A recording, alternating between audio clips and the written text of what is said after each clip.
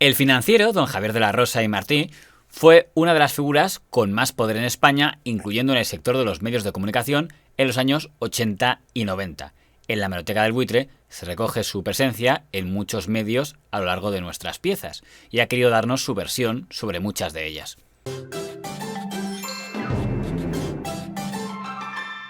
Empezamos por Telecinco.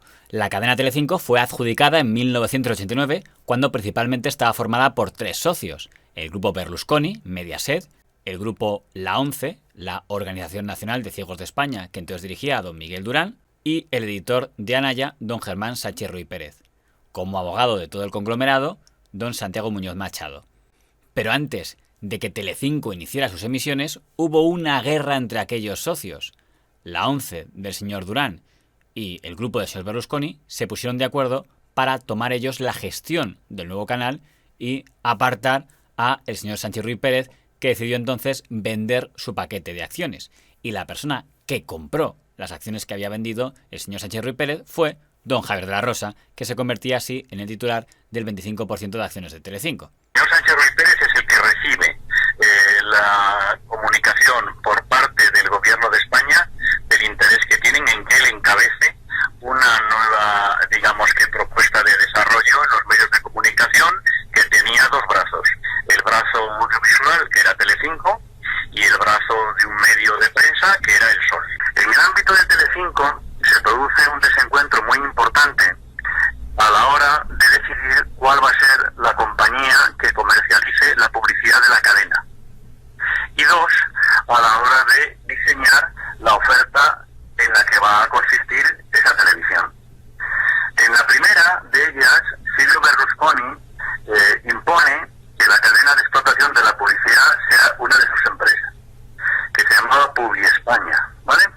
Con la oposición de Germán y, sin embargo, la aquiescencia tanto de Miguel Ángel Durán. Querían dar esa pátina a Telecinco, esa pátina de línea editorial más o menos próxima al entorno del entonces vicepresidente.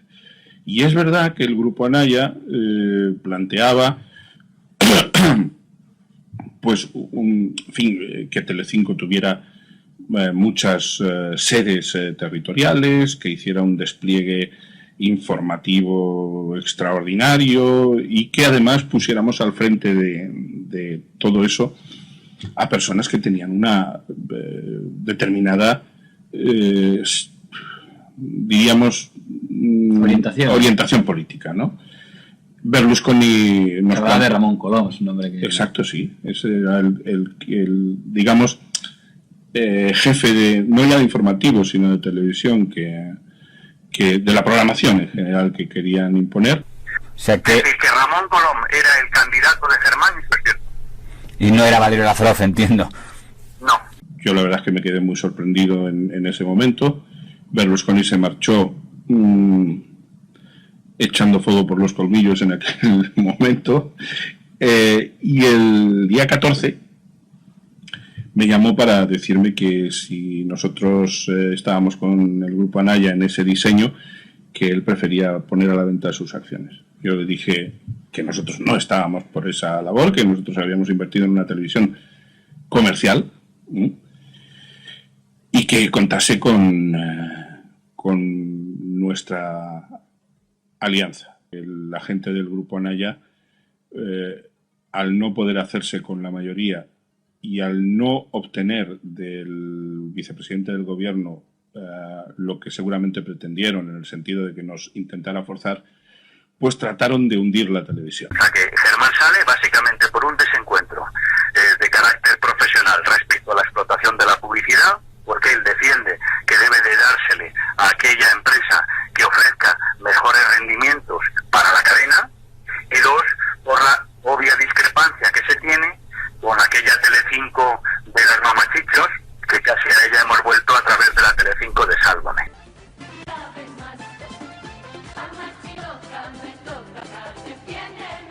Desde mi punto de vista, crueles con nosotros, porque las mamachichos eran inocentes, nos hemos adelantado en el tiempo. A mí, el tema de televisiones, como el de medios de comunicación, yo no tenía ningún interés. Pero mi socio, que tenía un socio que yo quería muchísimo, Narciso Emir, se empeñó en comprar una empresa de publicidad, que él tenía un 20% de la compañía mía. Y se empeñó en comprar una empresa de publicidad. Bueno, y compramos una que se llamaba Slogan, en Barcelona. Entonces, bueno, estábamos empujándola y me vinieron a ofrecer el 25% de Anaya de Telecinco, cuando habían repartido las televisiones. Y bueno, a un precio superior al que habían pagado todos, ¿no?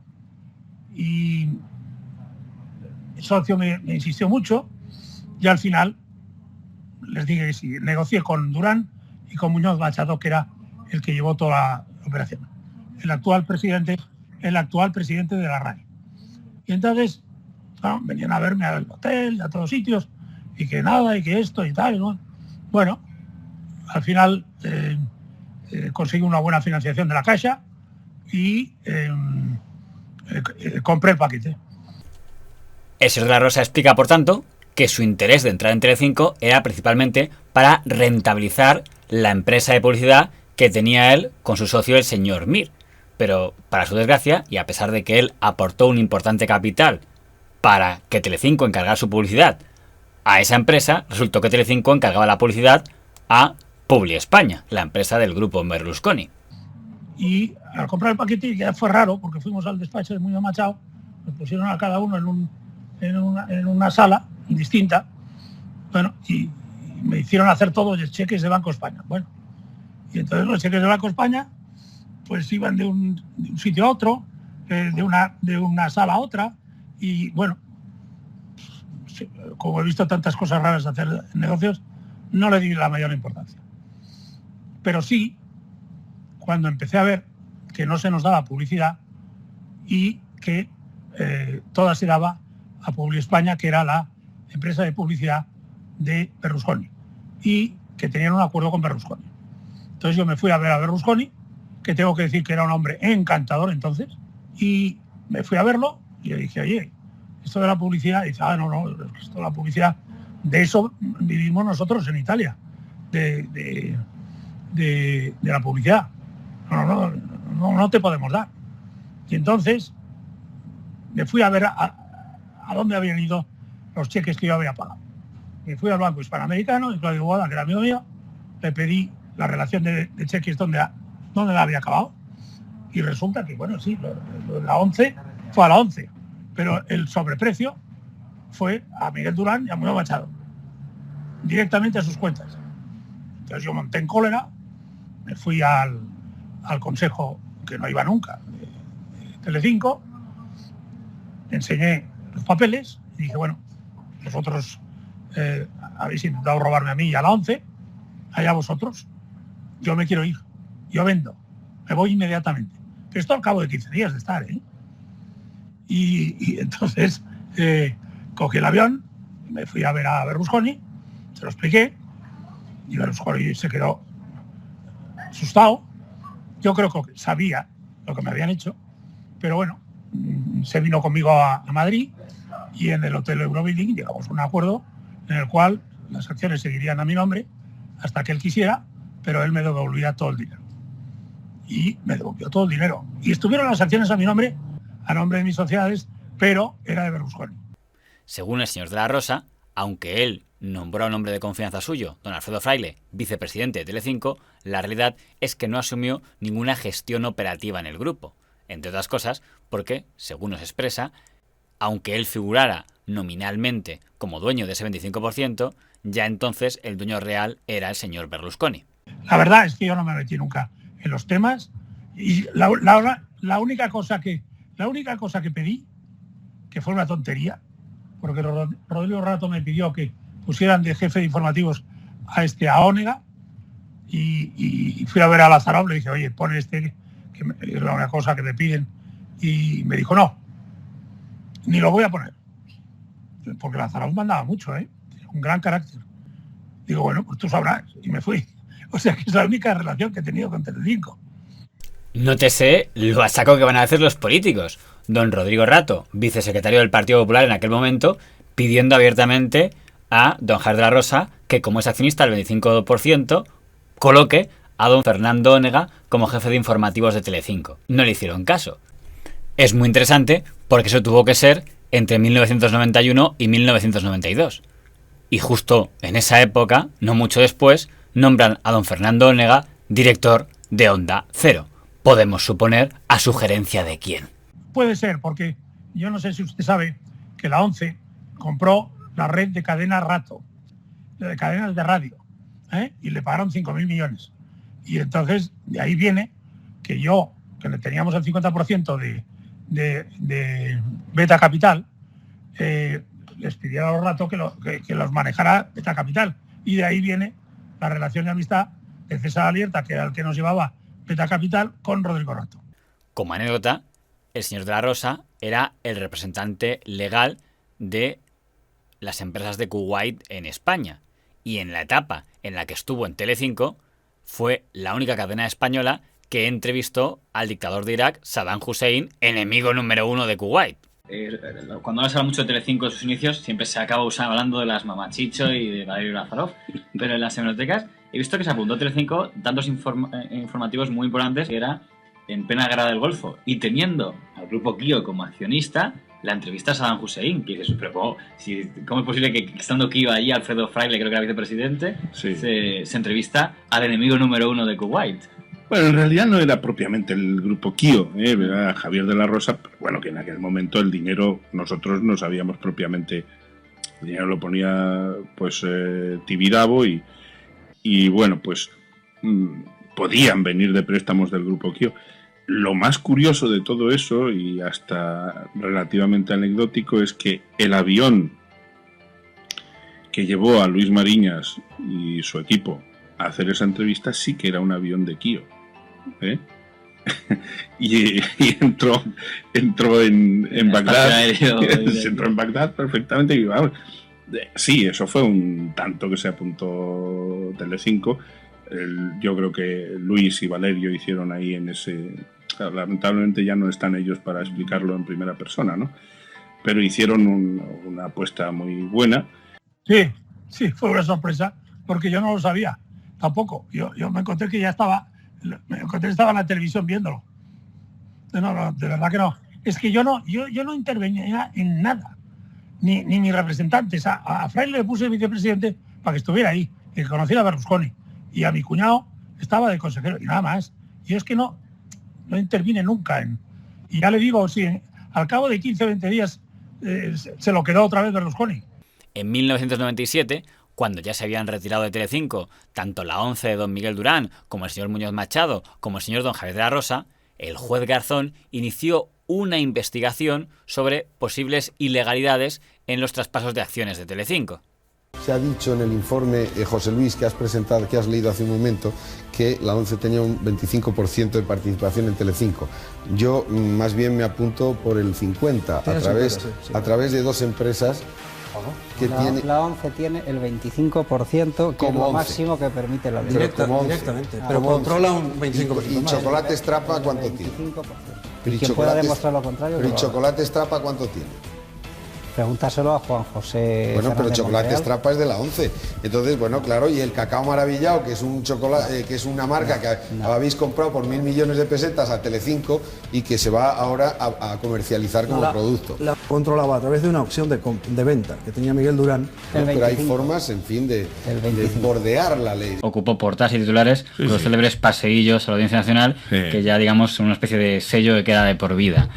He llegado a leer que los fiscales, que para ponerles nombre eran los señores Castresana y Jiménez de Villarejo, que hace poco reapareció en la actualidad como un fiel defensor del juez Garzón, llegaban a pedir penas de prisión contra usted, contra Muñoz Machado y contra el señor Medrano, por unas tramas. No sé qué tenemos, si es el origen quién era, porque entiendo que alguien tendría que presentar una demanda contra ustedes para que los fiscales llegan a pedir eso. No, fue la propia Fiscalía.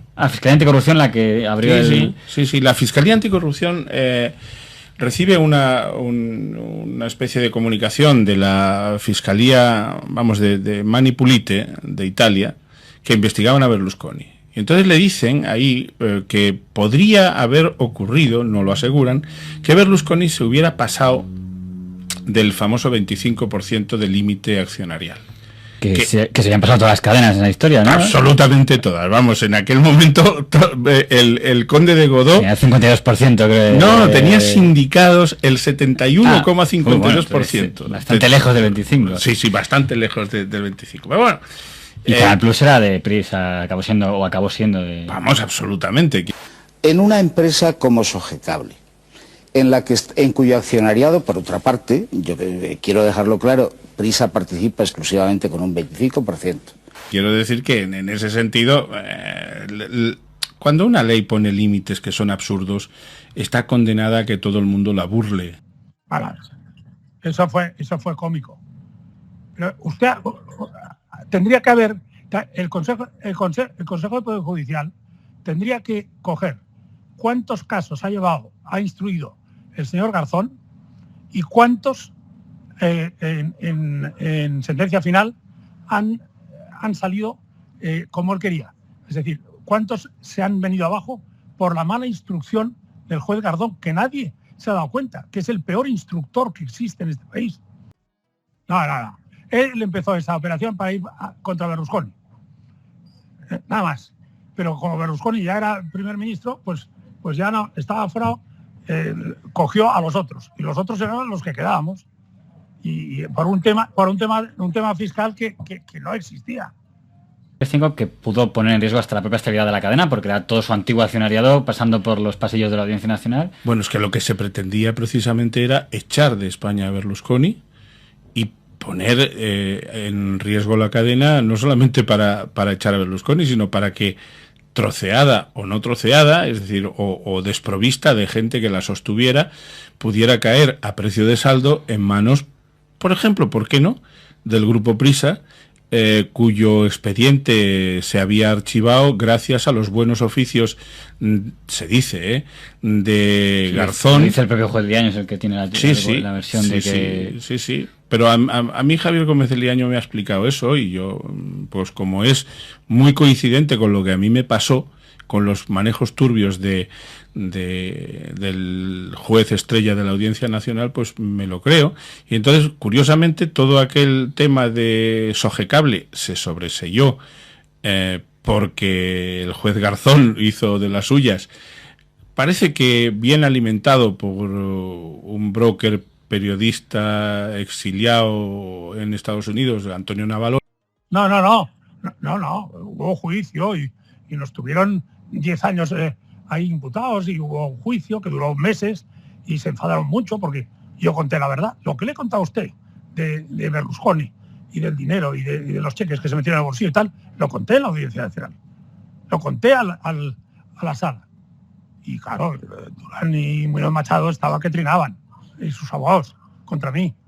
Pero yo lo conté todo. Aquel proceso llevó a que toda esa primera hornada de accionistas de Telecinco tuviera que desfilar por la Audiencia Nacional en un largo juicio que acabaría con la absolución de todos los acusados casi 10 años después.